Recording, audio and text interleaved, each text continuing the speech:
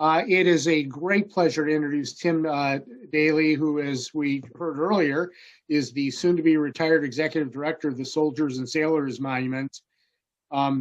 So our office, for many, many years before we moved to E&Y Tower, used to be in the BP building, and there were several times that we snuck across the street to visit Soldiers and Sailors Monument, and what a great, very cool place.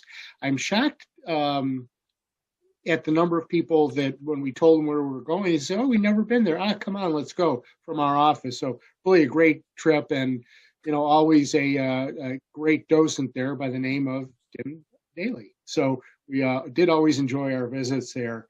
And I'm not going to talk a lot about it. I don't want to steal from Tim's presentation, other than to say that that's a monument to the roughly 9,000 Cuyahoga County residents that served the Union in the Civil War. I would also tell you, if you have not done so, please visit their website. That is one robust website, a lot of great content, including a huge artwork file, the artwork of the Soldiers and Sailors Monument. It is really, really cool. So with that, will you please join me in welcoming Tim Daly? Okay, let's see if this works. We're going to share our screen, and hopefully the PowerPoint is going to come up. All right, so far so good.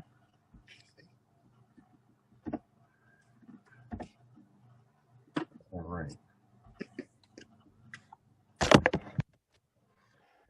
Well, thank you. It's always a pleasure to be able to talk about this wonderful Victorian jewel that lies in the heart of Cleveland. So with that, we'll begin. Oh, when should the nation forget the valorous deeds of her sons? When should she regret the price to which victory was won? The years are fast flying away, as ere the years have done. But may she show through her tribute of flowers, that though the years and ages have run, that the nation can never forget the valorous deeds of her son. The Soldiers and Sailors Monument is a monument to service, not only to the 9,000 men who went off and fought in the battlefields, but also those who were left at the home front, such as the women in Northern Ohio Sanitary Commission. The idea of proposing the monument was first proposed in 1879 at a reunion of ex-soldiers and sailors of Cuyahoga County. And the idea languished until about the mid-1880s, when at a second major reunion, a formal committee was founded, and that committee was told to go down to Columbus and see what they could do with regards to funding. And the state legislature would issue a law that would begin the funding through a countywide property tax.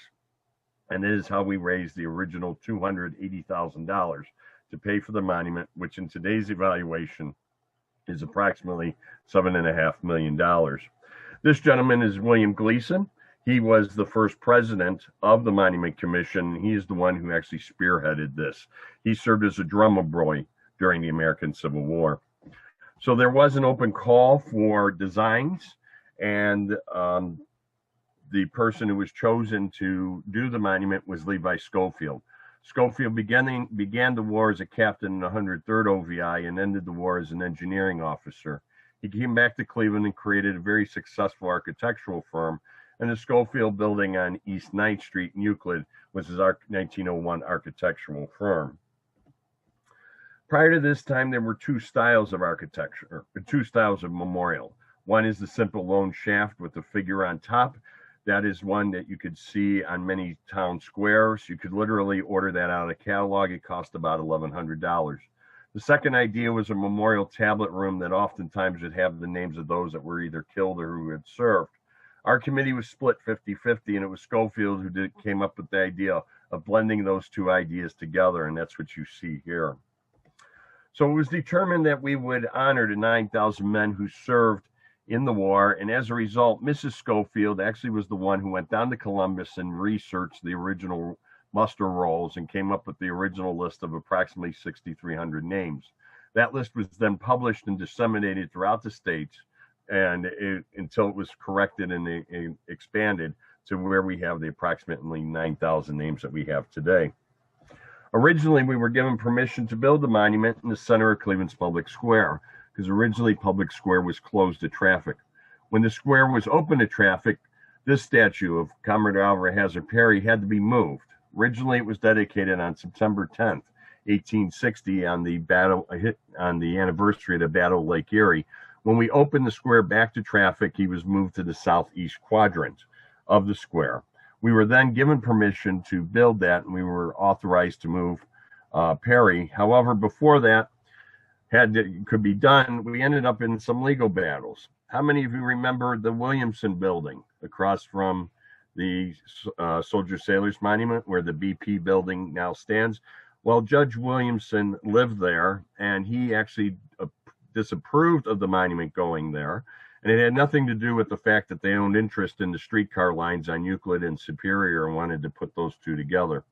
So they actually filed an injunction, which was first filed in 1891. There would be 5 legal actions, and finally in 1892 the Ohio Supreme Court would rule that the original deed of gift from the Connecticut Land Company to Cleveland for Cleveland's Public Square would not be violated, and thus we were able to proceed with the building. This is a wonderful photo of the operative stonemasons that built the building. Here you see the central shaft with the cantilever pieces extended off of it. We do not have the roof line, but you can see the hugeness and the significance of the structure in this great photo here. So we actually broke ground in 1892, and it was dedicated on July 4th, 1894. Levi Schofield actually was working on the sculptures since the 1880s, and the marquettes for the outside groupings were actually shown at the Columbus Exposition in Chicago in 1892. So on July 4th, 1894, in conjunction with our patriotic observance, we had the dedication. A parade was held with over 6,000 veterans marching in that parade. The veterans were authorized to go down to Columbus and retrieve their original battle flags that they fought under in the 1860s. And so these men marched down Euclid Avenue with the flags that they had fought under. The parade started at 2 o'clock. The last unit, which was over 500 units, did not pass the reviewing stand until 6:10 that evening. And Cleveland Plain Dealer had to remark that even the most disgruntled Clevelander had to admit that a good time was had by all. So moving now to some of the symbolism of the monument that may be overlooked, Schofield did not believe that a traditional style, Greek or Romanesque style of architecture would be appropriate. So what he will do is create a militaristic style of architecture. He will take the tools, emblems, accoutrements, and symbols of the military and literally infuse them into the monument. So if you look to the picture on the left, along the column, you'll actually see a ramrod, and that was a ramrod that was used by the artillery. To the right, you see the upturned cannons forming the support of the arch for the windows. Additionally, on the top of the column, where you normally have a Doric, Ionic, Corinthian, or composite capital, he has taken 5 cartridge boxes and formed his capital there. So he's creating a militaristic style of architecture. These different emblems around the monument in laurel wreaths are corps badges. The corps system was developed in 1862 to help organize the military. There were 32 corps. Each corps received a distinctive badge, and there were 3 divisions within each corps. And so you would wear your corps badge either in red, white, or blue to denote which corps you were in. The shaft is 125 feet tall, made of 125,000 pounds of black quincy granite. In the 6 bands you see there are the names of 30 major battles that our men fought in. An allegorical figure of freedom defended by the Shield of Liberty stands 15 feet on top. It is said to be Mrs. Schofield, the architect's wife, who was the model. This is a sample of the detail and the symbolism that you don't even see. So this is a photo that was taken from the BP building looking down. And if you look at the central shaft and you see what looks like arrowheads coming out of the 4 points, that is actually the perimeter of a bastion-style fort. That was the type of fort that was used during the Civil War.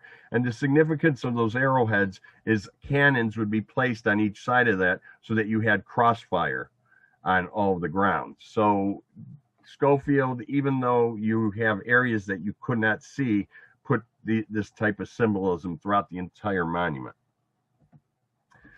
Now, as we go around the outside, we have heroic proportion, which means it's 1/3 larger than life. And as we go around, you will see an escalation of violence. You have the Navy, the artillery, the infantry, and the cavalry. And each of these, once again, does have a nameplate that will show the tools and implements. So this is the nameplate for the Navy. And from the left moving right, you notice the capstan, the cannon, the block and tackle, the ship's anchor, the ship's compass, and the ship's wheel. So once again, he's identifying this section of the monument as the Navy.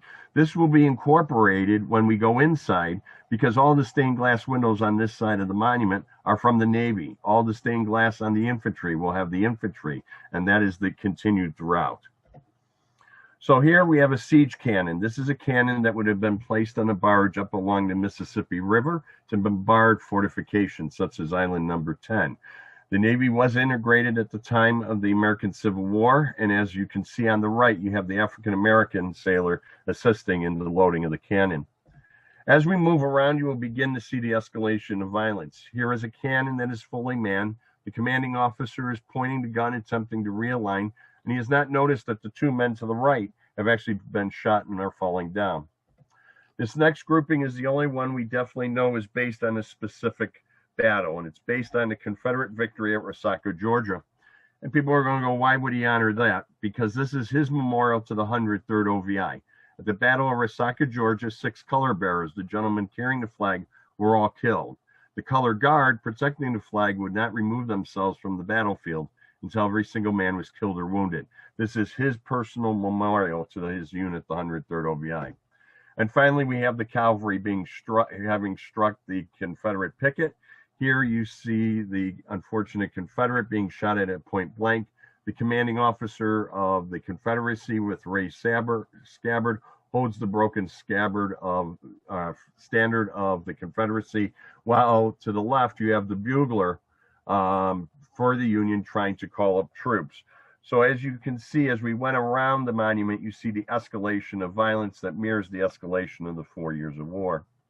Additionally, on the east and west eaves, we do have 2 badges in stone. This is the badge of the Military Order of Loyal Legion. This is a group that was a veterans group for those men who were officers. On the other eve, we have the badge of the Grand Army of the Republic. The Grand Army of the Republic was the general veterans organization of the Union. If you served 90 days honorably, you were eligible to join that. The GAR at its height would have over 450,000 members, and it would become such a political force that you were not put on the Republican national ticket unless the GAR endorsed you. Also, it is significant to note that in the 35 years from the Civil War to 1900, 5 Ohioans would be elected, and the last Civil War veteran would be William McKinley in 1900. Each of these organizations did have a rosette or a lapel pin, and so on the north and south side of the monuments, on the nameplates, we see these 2 emblems. So this is the rosette or the lapel pin of the Military Order of Loyal Legion, and on the other side of the monument, this is the lapel pin of the Grand Army of the Republic. Once again, these very small details that Schofield knew the veterans would understand the significance of. Also, one of the interesting architectural features is the installation of Florentine glass for our stained glass windows. Stained glass is meant to be viewed from the inside looking out, and so the stark side of the stained glass is on the outside, and to help cover that, he used Florentine glass. And what that helps to do is to diffuse the sunshine as it comes through. Moving now into the monument, we go through these wonderful sets of bronze doors. Each of them weigh approximately 1,800 pounds. There are no hinges on these doors. There are only 2. There's only 2 hinges. There are no hinges on the door. There are only 2 pins in the door with a socket. And so we know that the monuments never move because we've never had an issue with the doors having to be opened. They are so smooth that whenever we have the school kids come, I always pick the smallest kid and I ask him to pull that door. And so when the kid can pull that door backwards and forwards, and I tell him it's 1,800 pounds, it makes him feel like the best thing on earth.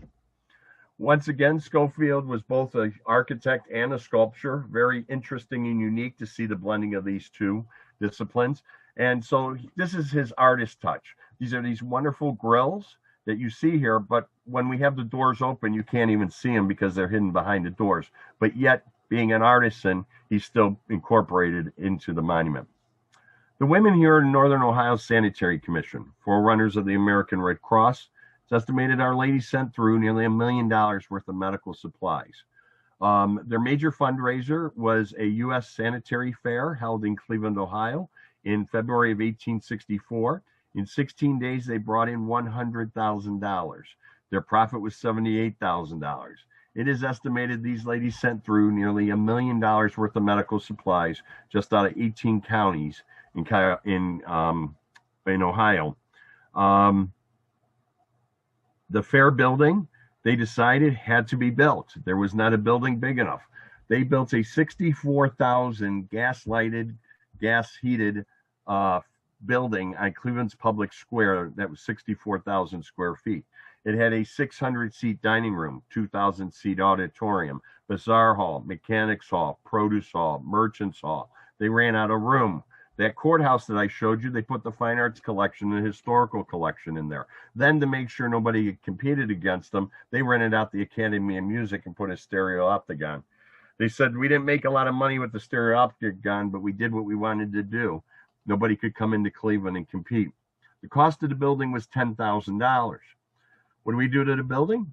We sold it to the city of Pittsburgh, dismantled it piece by piece, put it on a train, shipped it to the city of Pittsburgh, and they rebuilt it and used it for their sanitary fair in May of 1864. The cost was approximately $10,000. We received approximately $10,000 from that sale. This next grouping is the beginning of the war. The three gentlemen in the center are three wartime governors, Denison, Todd, and Burrow. Some famous Ohio generals is to the left. You have Garfield. Third person in is McClellan, and the second person to the right is Hayes. This next grouping celebrates two pieces of federal legislation. The first is the Emancipation Proclamation, represented by the open shackles being uplifted by President Lincoln. The second one is the creation of the United States Colored Troops, represented by the arming of the African American with the cartridge box and the rifle. We do have the names of 21 gentlemen who were originally engraved in the monument in 1894.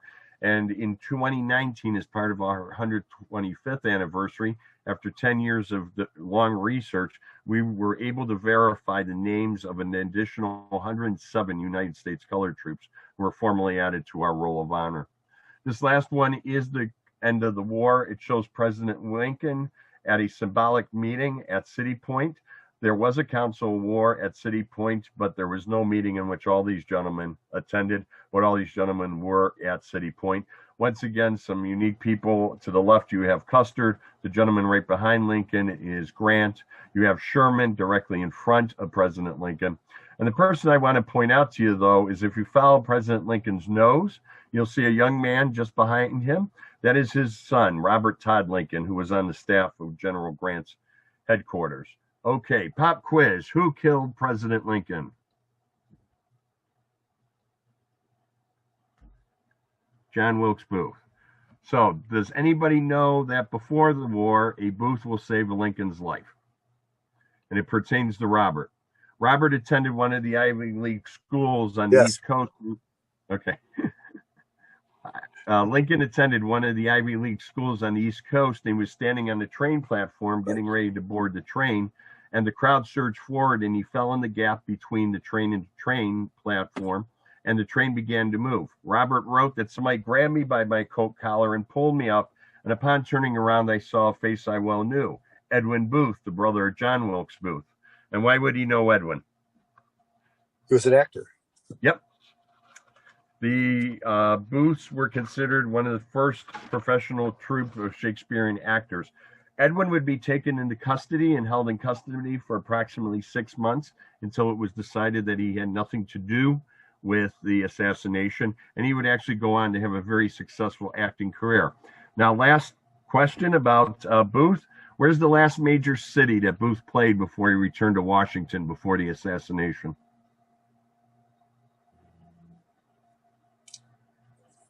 Any guesses? What Deductive was that? logic? It was Cleveland. He actually played the music hall in January Wow. 1865.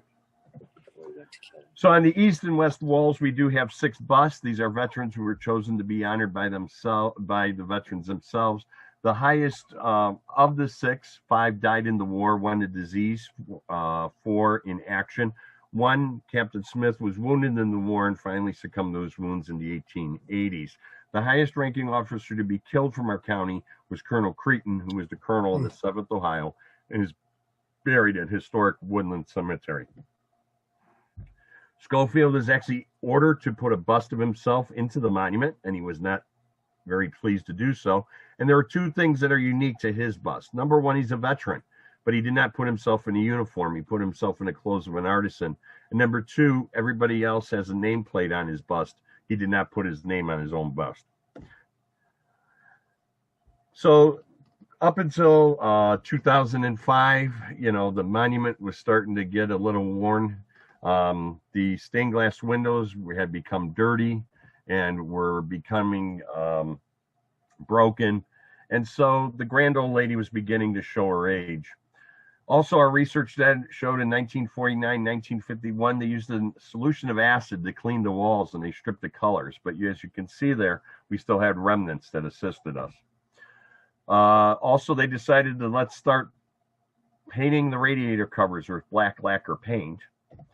And we had interesting heating system. Our original heating system was DC electric heat. We converted to steam in the 1920s. And the problem is the steam radiators were right underneath the marble tablets. These are 10 foot tall. So the heat would go up and our marble would bend. And so actually this is the one that actually broke in half as a result of that. And then of course, throughout the years, we had different types of filing cabinets and desks and chairs. And so the floor was beginning to take a hit. And then the stained glass, like I said, was getting dirty and broken. And so finally, in the 2002, our then president, Neil Evans, had the vision to refurbish or rehabilitate the monument. And so he believed that it would cost $1.5 million. And ultimately, the renovation would cost $2,000 or $2 million. So people asked, where did we receive our money from? We received $500,000 from the state of Ohio. We received $97,000 from National Park Service, Save America's Treasures. We received approximately $750,000 from Cuyahoga County, and the rest was private donations of patriotic, fraternal, and military organizations. So we were getting ready to start the renovation, and we had to open up our crawl area to check things out. And unfortunately, we ran into some slight problems. So if you look to the left, you'll notice what's missing there. The steel girders had rusted out. So 3 out of the 4 were this bad.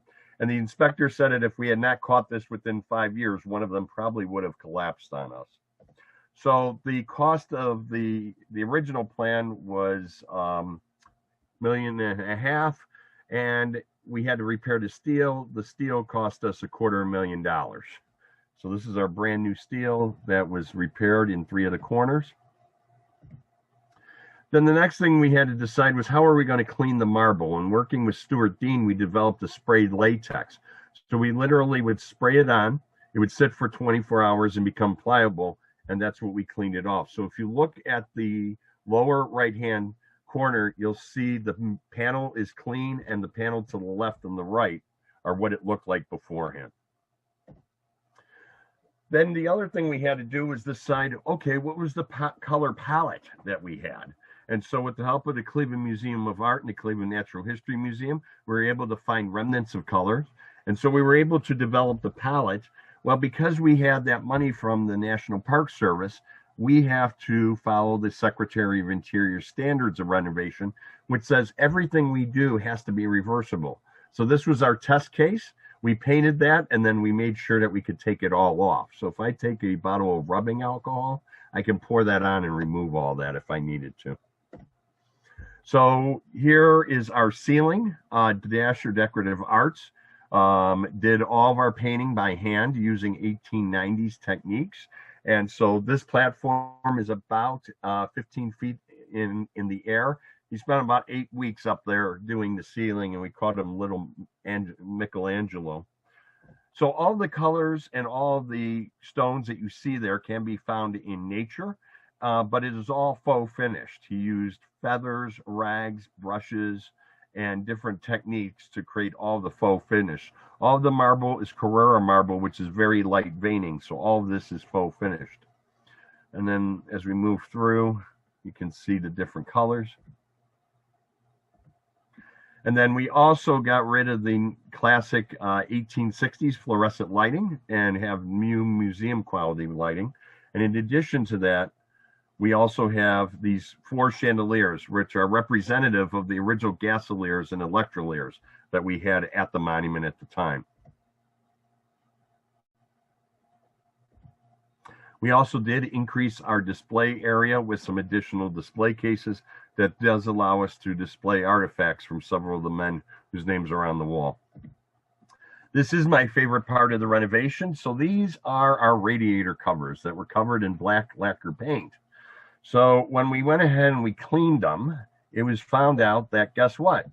They're bronze, folks. That's what it looks like all cleaned up. So Stuart Dean then went and did research, and they went back to an 1890s technique for marbling this. And what that consisted of is they took sawdust, treated in acid, and put these in, and the acid would cause a marbling effect on that. And so they would do that, and then there are up to 7 coats of hand colorization on these now to bring that back.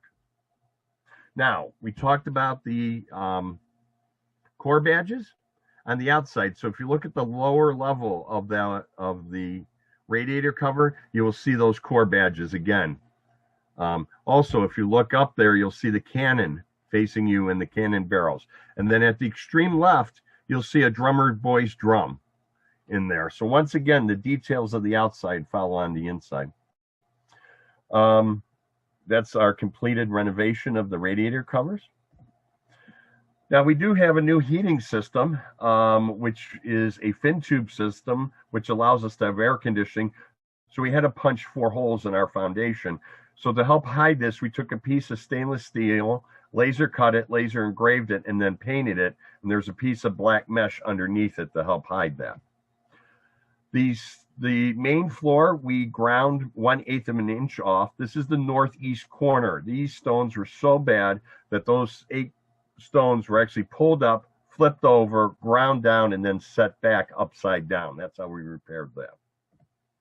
And then some before and after.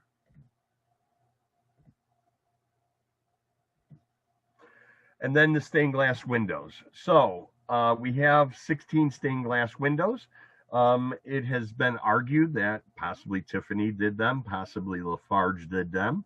And finally, about 18 months ago, when we moved the county archives, the county archivist gave me 6 books she discovered. They're the original pay voucher books for the monument starting in the 1880s, going to about 1892. So there's 2,800 pay vouchers. We have approximately 2,600. And finally, we found out who made the stained glass windows, and it was H.W. Lewis and Company, which was out of Cleveland. But Lewis's assistant and partner actually is an early developer of the watercolor movement in the art community. And so there were over 200 of these 1-inch jewels, and over half of them were broken. So Whitney Stained Glass went all over the nation looking for period glass that was in storage because they had to do some other repairs, but they could not find this glass. So they ended up creating the glass themselves.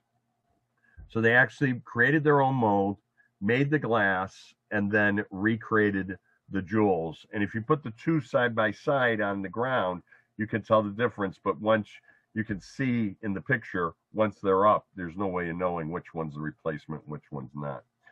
So Peter, who is the president of the company, came in. He said these were the best jigsaw puzzles he ever got to play with. And that's pretty high praise because he's the guy who repaired the Tiffany stained glass windows at Old Stone Church. He said, we did find some interesting techniques. So this is the canteen, and when they took it apart, you'll see that piece of wire mesh that was put inside of it. And so when you look at the wire mesh being put back in, you can see the texture for the canvas. So he actually put that piece of mesh back into the window after the repair. Some additional before and afters. And then the Florentine glass allows the light to really sparkle, and so that's just an up close. In addition, we also do have a wheelchair lift that allows us now to accommodate those members of the community who need assistance to get into the monument. So the Soldiers and Sailors Monument has been around 127 years now, and we are the Victorian jewel that sits in the heart of downtown Cleveland. We're very fortunate to have this wonderful jewel, and we look forward to carrying it on. As it has been stated, I am stepping down after 12 and a half years as executive director, and I consider myself very fortunate to have been able to do this wonderful job and to work with this great group. And so I would like to just acknowledge who's on the call with us, Greg Palumbo, who is the new executive director coming in. And Greg is coming out of Lakewood Historical Society after 7 years. And prior to that, he was in Florida with the Seminole Cultural Museum. And prior to that, he was at the Rock Hall as an exhibitioner in the exhibits thing. So Greg is more than qualified to come in and to take over the reins. And so we look forward to seeing how Greg comes on to continue the tradition. So I know I have covered an awful lot in a very short amount of time. My goal is to have people learn one fact that they did not know before we started. If we did that, I did my job. If not, I'll try. Actually, if I didn't do that, oh well, it's Greg's problem now. So with that, Jennifer, I'd be happy to take any questions. Okay, does anybody have any questions? Feel free to either put it in the chat or go ahead and ask. Sure, I do. This is Howard. Great presentation. This is just fascinating. Thank you for doing it. And good luck in your next phase. And Greg, good luck coming in. So my question really to both of you is more of a kind of an overall business plan question. How many visitors have you historically attracted annually? And what is the vision for the organization on attendance moving forward? Would you like to grow it? Is it fine how it is? How else to connect with the residents of Northeast Ohio? So historically, our attendance was not recorded very well. We had a president who only insisted on using a visitor's sign-in book. And so if you did not sign in, we didn't count you. So we were down around $11,000, $12,000. After that president departed, I convinced the board to go into a counter, and all of a sudden our visitation exploded by 3. So we stabilized out at about 40,000. The year the RNC, it plummeted when we shut down Cleveland Public Square. And even at that time, we insisted they were going to close us. I'm like, no, we're staying open. And we still brought in like 12,000 people during the construction. So that was pretty good. So the year that we opened was the RNC. We opened on the 23rd of June. And by June 30th, we had 23,000 people in those 7 days. Then by the end of that year, because of the RNC, we actually broke 100,000 visitors that year. And then we went to 50 and we were back to 40. So it appears that our normal flow appears to be about 40,000.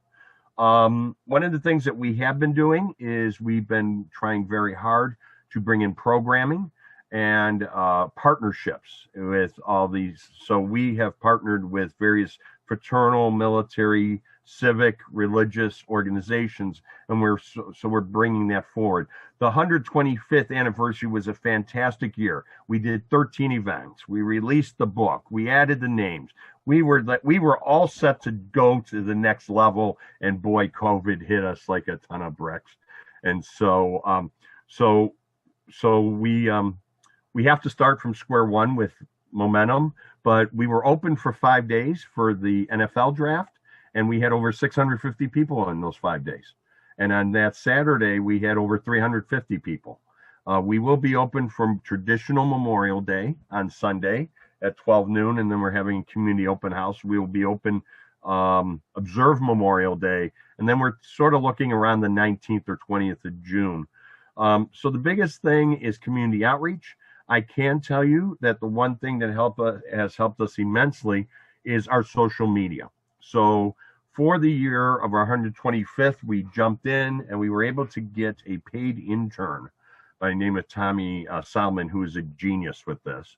And so Tommy has just done so you know, you're talking to the dinosaur. We have a Facebook page. I just throw the Facebook post on the feed, right? You know, I'm not expecting. He comes in, oh no, you got to create an event and you got to do this. And I'm like, okay, kid, that's what I'm paying you for, whatever.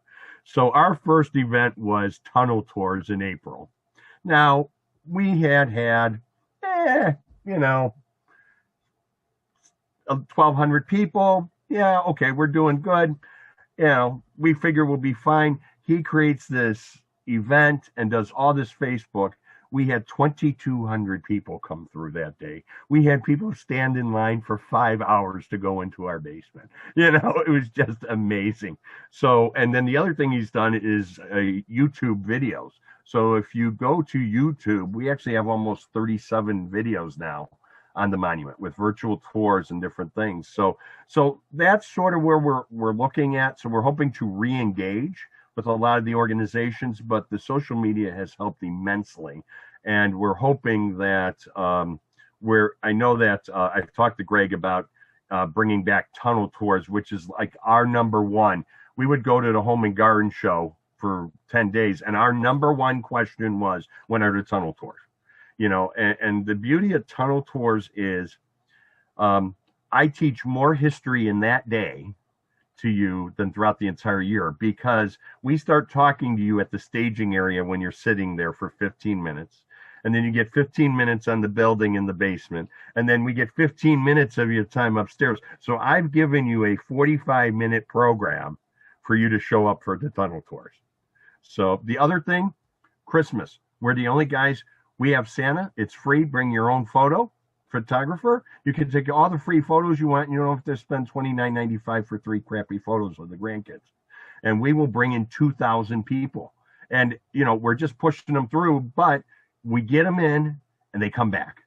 And what's nice is last year or the year before, we were finally getting to the point where people were calling us for PowerPoint talks, and they were coming back for tours. And we were beginning to see that, oh, we're bringing you in, prepping you, and then they come in. And that was, so we're doing multiple things to do that. And Greg's challenge is going to be, how do we put that get that momentum up? And Greg, what anything else to say?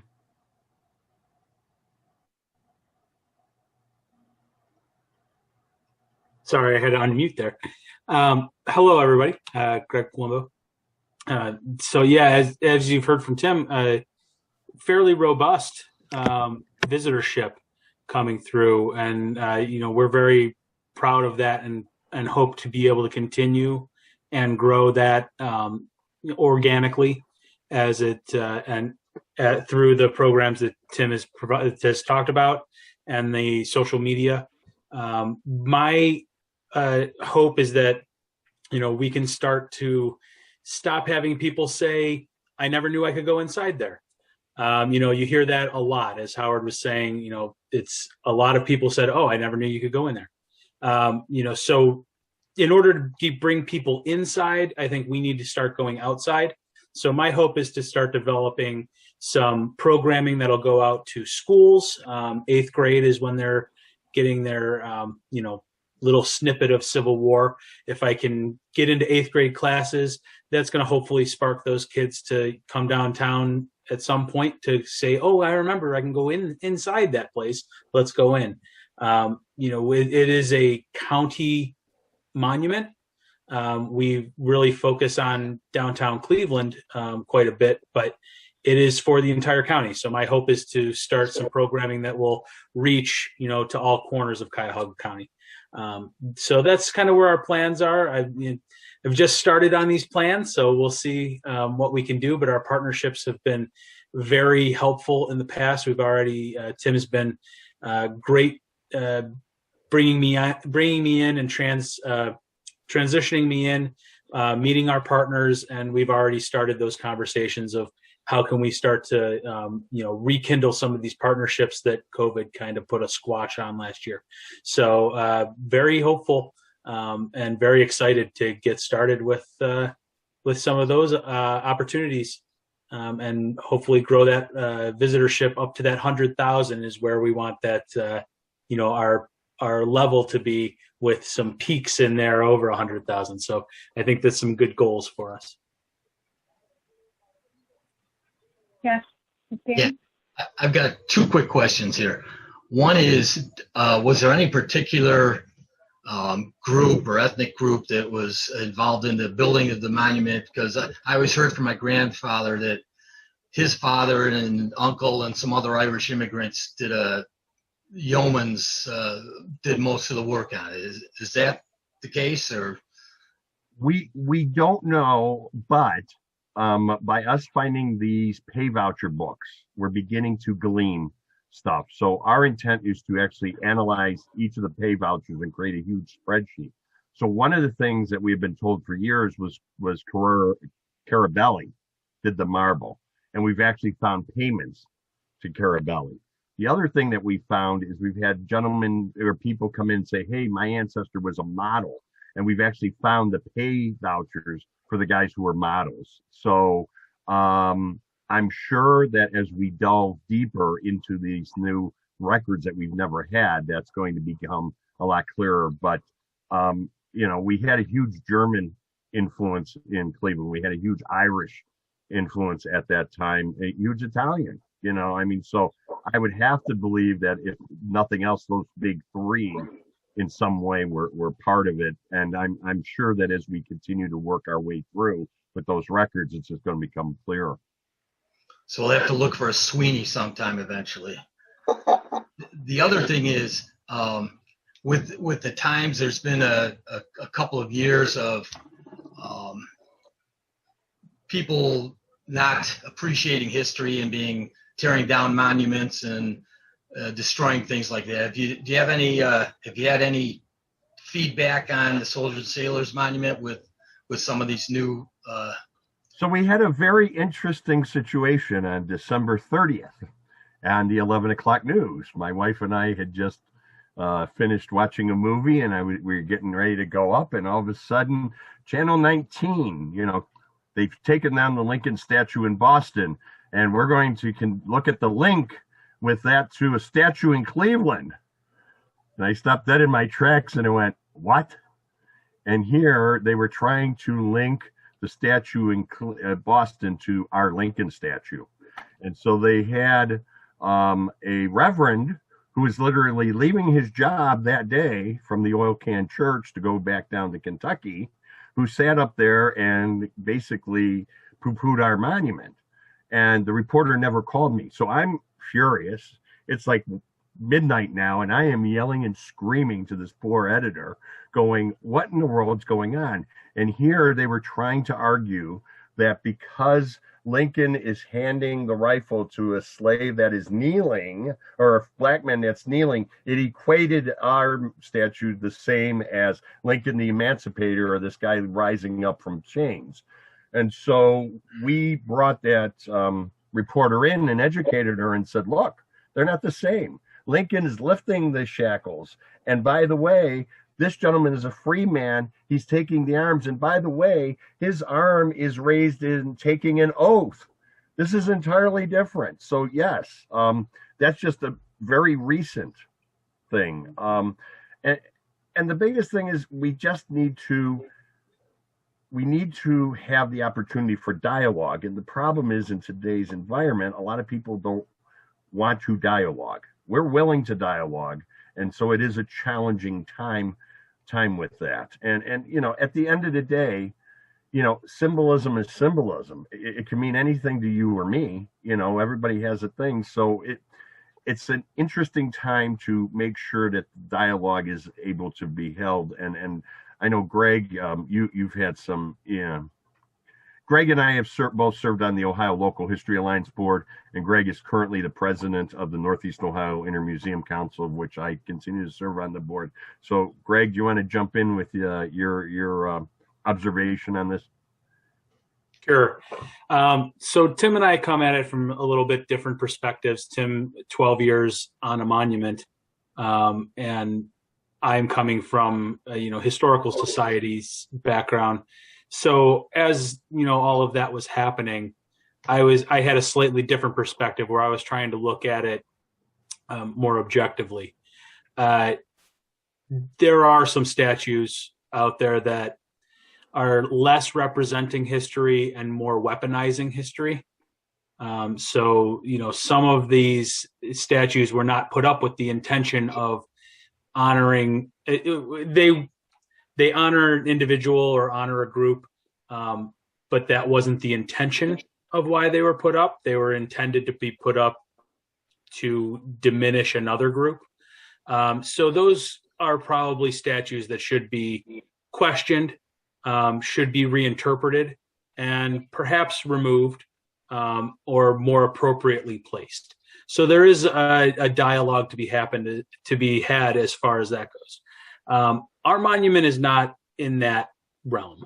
Our monument, as you've seen through the PowerPoint, Schofield really was intentional in every detail of the monument. There was nothing that didn't go unthought of, including his inclusivity. There is a Confederate flag on our monument. It is in the death throes. It is respected as the opponent, but it is also ultimately a failure, and it's represented as such. There are several African Americans in our monument that are depicted. So that is where Schofield is coming from, a different place. Our monument also is a little bit closer to the war than some others. Some of these others that are a little bit farther removed from the war were put up by people who were romanticizing their parents, if you will, or grandparents, and that romanticization of those individuals created some situations that were not as realistic. Our monument is coming directly from veterans of the Civil War who are fighting for the Union cause. So we really feel that once we do open that dialogue, that we have a very good case for our monument and for its standing tall amongst the Civil War monuments. So the difficulty is opening that dialogue, making sure that those reporters do come in, that they're getting our side of the story. We had during the riots of a year ago, colonizers was written across the monument. That's a little bit more difficult of a dialogue to have. That's where we need to, really pump that education side up, try and do that outreach, do it earlier and do it often, make sure that people are understanding of, where the monument sits within history and where Cleveland sits within history, so that there's, an understanding and a recognition of that. There's also the recognition of, later where some of those things go awry and we have things like redlining that we need to say, yeah, that was part of our history, and we need to deal with that.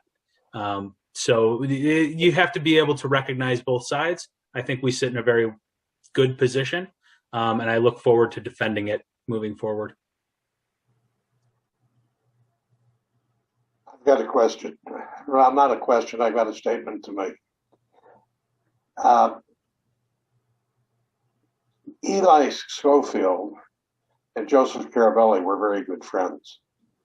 as the retired president of the Johnson Carabelli Company, I know a lot of that history. Carabelli also made Schofield's personal mausoleum, which is the cemetery, which, by the way, is where James Garfield was held until the Garfield Monument was completed in Lakeview Cemetery. But Joseph Carabelli did do some of the stonework and the sculpting and the marble in the monument. All of the that hold the names that were carved in stone, that was all done by the Carabelli Company. Okay. And those 9,000 or so names were put in. And I don't remember exactly, but I do remember being called in to do a repair on flaps that had broken. Yeah, that would have probably been under Neil Evans during the 2008, 2009. Yes, right. And we did have to replace some of the marble that had fallen apart. But at any rate, it's a great thing. It's a story. It is a real tribute. And my family and I are very proud of the role we played in developing that. I'd love to have a conversation with you one of these days. We would love to have that, sir. We'd be happy to have you. You don't know. Okay, we have a comment and a question from Susan. She says, a couple years ago, I accidentally stumbled onto the monument and ended up staying over an hour. It's magnificent, and has so many points of interest. One of the highlights was listening to the docent work with a family who had notes about where their ancestor had fought. The docent could even tell them how high the water level was on the ground. And she would like to know, how do you learn all of these tiny details of history? Oh, she has more to say too. Susan, you go ahead and read this if you'd like.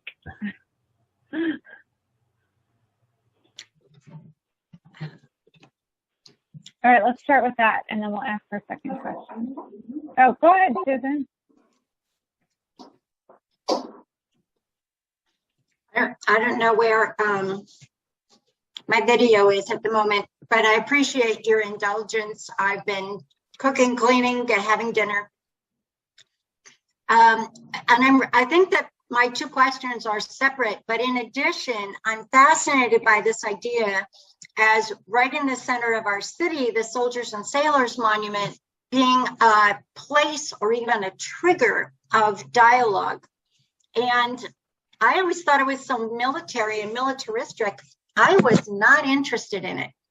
And so I'm wondering if there is a subname, like a subtitle of a book that your board might find would be useful for inviting dialogue. So my example would be something like, the Soldiers and Sailors Monument, remembering how diverse people helped, unite our country or unite all the people of our country, or something that would say, this is our modern intention of preserving our history and showing you where things started.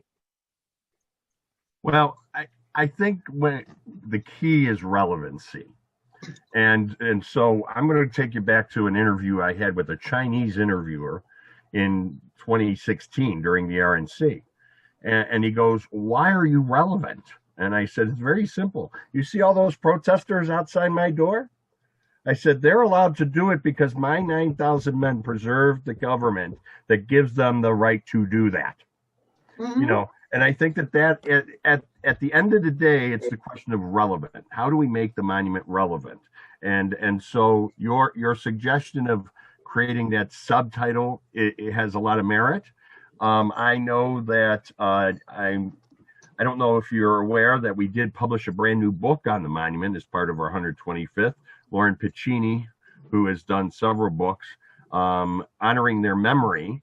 And we've brought that history forward because the last book to be published was Gleason's book in 1894. So, we've been working on that relevancy issue. So, I think that your suggestion of having that subtitle can be addressed with us looking at the larger question of relevancy. And Greg, you're the new kid on the block who it's going into your lap. What's your thoughts?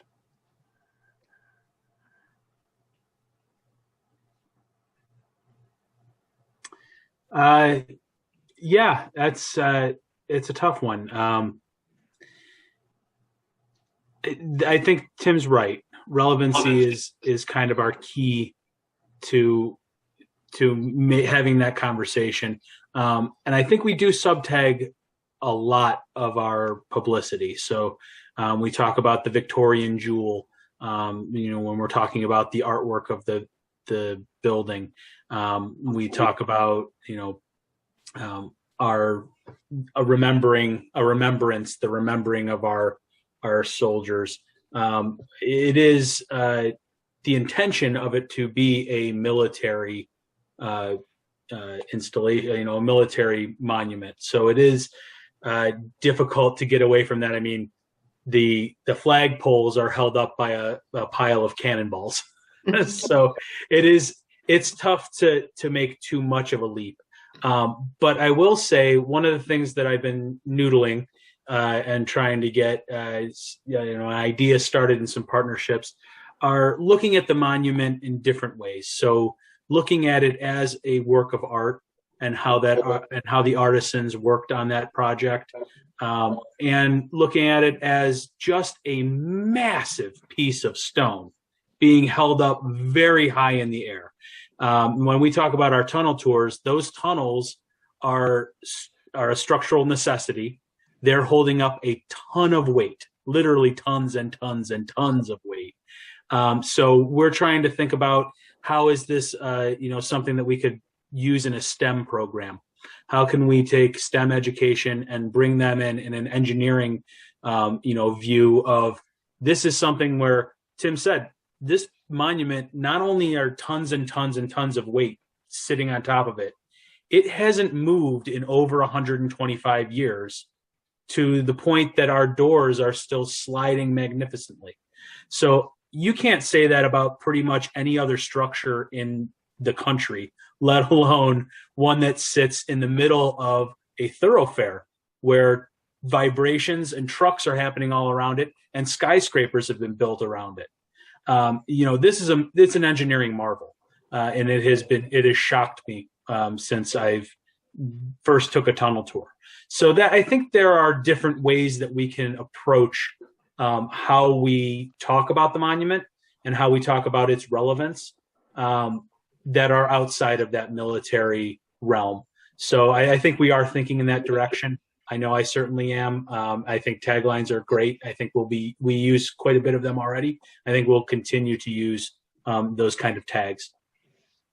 Thank you for that. And I'm getting more excited about what can be done. My ear is sort of tuned. Actually, it's this ear that's pointing towards Public Square. And I really like the answer to my first question. I was astonished when I was there and hearing the docent, the level of detail of knowledge, like to what the weather and the water level, the groundwater level was on a particular date. How do you all know this history, like in that detail? It's by doing. So when my wife first and I started as docents in 2002, one of our first event was the Cleveland Orchestra concert that was still on Public Square in front of Terminal Tower. And I was lucky to remember to say, welcome to the Cuyahoga County Soldiers and Sailors Monument, dedicated July 4th, honors 9,000 men. And on the outside, you have the Navy, the artillery, the infantry, and cavalry. I was lucky enough to do that. It has now been 19 years that I've been affiliated with the monument. And it's just by doing. We have learned over the years how to use regimental histories. We have learned over the years how to utilize the official roster. of the state of Ohio. And it's just being, I'm actually a trained historian with a master's degree out of John Carroll. I mean, so for me, this is just a natural part of your training and your education. And it's just, and the key is, if we don't know, we're not afraid to say we don't know, but we'll find out, and so, and there's a lot of sources that are out there, so if they were asking about Gettysburg, we have a slew of information about Ohio and Gettysburg. If it was Antietam, we got a slew of stuff about the sunken road, because McKinley was on the sunken road. And it's you learn by doing, and that's all I can tell you.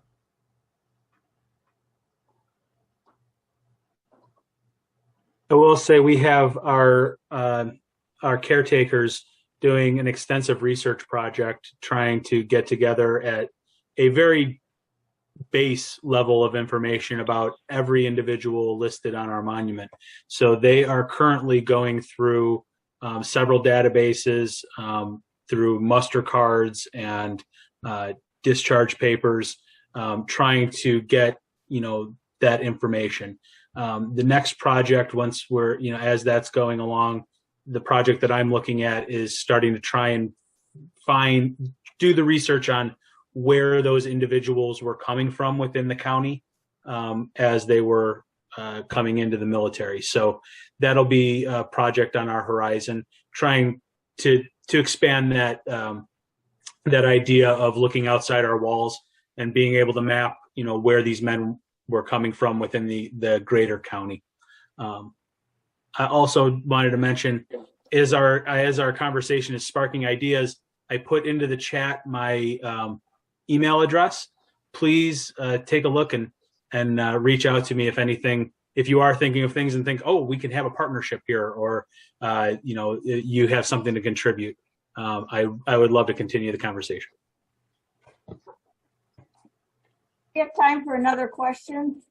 I'm curious, going back to an earlier statement about, you started, originally they only had 6,000 of the 9,000 names identified, and I'm just curious about the 3,000. Were there a couple key reasons that those 3,000 were missed initially, or was it just a lot of individual issues? So Ohio was unique. Almost every other state published their official rosters in the 1860s and the 1870s. Ohio didn't start dealing with the Ohio roster until the late 1880s, and the records were 30 years old, held by the Adjutant General, or in such bad shape in organization that when Mrs. Schofield went down, she literally was trying to piece this stuff together. So that's part of it. And the Ohio roster, so they started publishing in late 1880s. The last volume, which was actually volume 1, wasn't published until 1894, and we'd already built the monument. So that was part of it. And there's some interesting things. And the reason we figured this out is, as we were doing research for the United States Color Troops the research started in 2008, we had to figure out, well, what's wrong with the roster? And that's what we started to find. And so an interesting note on the Ohio roster is we don't have any official deserters according to our Ohio roster. But what's interesting is we have lines that say no further information on discharge. Now, some of them are legit. We don't have the mustering out rolls. And we did a random sampling of the 12 volumes and took 2 names, and every single one of them we went back and they were deserters.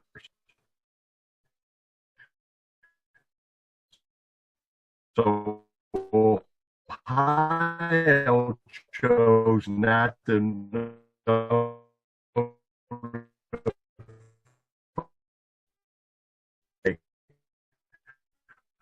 who was a deserter and who was not. He's deserted. The records were thrown into the list of 60 organizations, and the people came forward with discharge records, and that's how we were able to do it. And there's a message Thank you.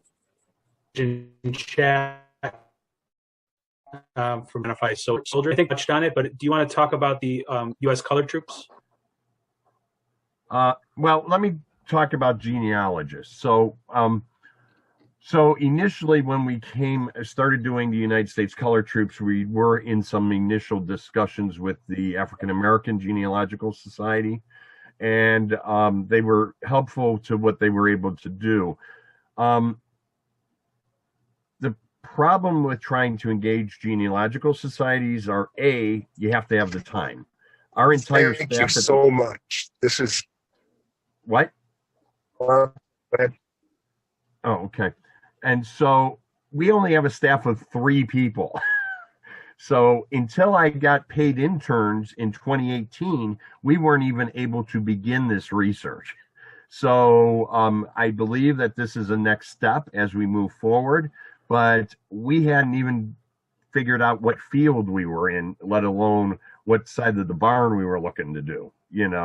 So we have been represented at the Ohio Genealogical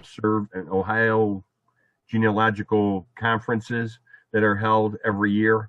So we do have those connections, but we probably have not been able to engage them because we just don't have our structure set up yet to say this is specifically what we're looking for. Because I have found that when you're seeking a partnership, it's always good to go in and say, here's what we're looking for, instead of coming in and saying, well, we're thinking about doing this, and that way they can target it. So that's where we're going. I mean, at least that is my experience. I'm hoping that Greg will probably be able to engage them more, but I have found that it's much more beneficial to both parties if we're able to come in with a focus request to say, here's the structure we're working on, this is what we're looking for, and we can provide them with where we're going. So that's been my experience. Greg? Yeah, as I've been going through the research that Tim and the staff have been doing, I'm finding that it's less us needing to go look for genealogists, that more genealogists are coming to us. So we are more of the end point in that conversation than the other way around. So we do, it is valuable, and it's valuable, a genealogist as researchers are valuable in that respect. I think Tim's right. We do have to have targeted asks for what we're looking for. One thing that the story I was trying to allude to that Tim with the U.S. Colored Troops was there were 100 and how many? 107 that were added to the Roll of Honor. 107 were added of the U.S. Colored Troops in 2019. That project started with a high school class that was doing research in their local cemetery. They looked at that and they said, well, it snowballed from there of these are colored, so these are, colored troop soldiers. Why this one says he's from Cleveland? Why isn't he listed on the monument? Why isn't he listed in the roll for the monument? And that started a conversation between Tim and their teacher that was a 10-year. Paul LaRue. Yeah. So what happened was Paul was the AP history teacher down in Washington Courthouse. And so because they have no money, he took them on a field trip to their local cemetery, and they found 7 United States Colored Troops headstones that were in very bad condition. And Paul said that one of the young ladies turned to him and said, don't these men deserve better? And those kids went out and did the paperwork to get brand new headstones for those 7 men. And after they were rededicated, they said, well, where else are United States Colored Troops buried? And so they created this database of over 6,300. And so we found them, and they were crediting folks of Cuyahoga County. And my one trustee, Jerry Young, called me and said, hey, this guy's claiming Cuyahoga County, but I'm not seeing it. So I called Paul and I said, what's your prime reference? Oh, we have the original microfilm of the enlistment papers. Okay. So he invites us to go down, and I'm like, okay, Paul, how did you get this microfilm? Well, it turned out that Paul was very active in History Day, National History Day competition. And so the students started to do their work, and he gave a presentation in Columbus, and the governor took notice of it and started to pay attention. Well, in the 1950s and 60s, the Mormon church came through and microfilmed everything because that's what they do, you know. And it turns out that because it is a state military record, the governor is the custodian of it. So he issued an order to the church and said, I need you to copy these 12 microfilms to give it to this class. And that's what they started to read. They loaned us those 12 microfilm rolls, and we literally sat there trying to read, and anything that could be Cuyahoga County, we copied, and then we created this huge index, and then we started working our way through. Well, to get on our monument, not only did you have to serve, or you had to either been enlisted or appointed from Cuyahoga County, you had to complete your tour of service. Well, we open up the Ohio roster, there's no discharge information. We can't prove that you completed your tour of service. The record we have now that they didn't have then was their pension records. So you would apply for a pension, and if the government determined you had served faithfully, they would give you your pension of $12 a month in the 1880s. So we were able to start backing into the pension records. And so, you know, we'd find these names, we'd start looking in the rosters, we'd say, okay, we're missing this, where can we find this information? And we were literally building this database. And so one of the things we tried to get was, we went back to Paul and said, do you have any of your students from 2008, 2009 who can come up? We wanted them to come up in 2019 to be part of this, and we just couldn't make it work. But we wanted to show them that it's amazing how a simple act of research 10 years ago can have such a meaningful impact on a national level, you know, just for something. So yeah, and I'll tell you what, being a professional historian, you got people in the business who spend 40 years and never get to accomplish something like that. And to have been able to accomplish that under my tenure is probably one of the greatest things that I can walk away with, you know, I mean, because it's just groundbreaking, you know. So sorry, I didn't mean to babble. I tend to pontificate and babble a little bit. So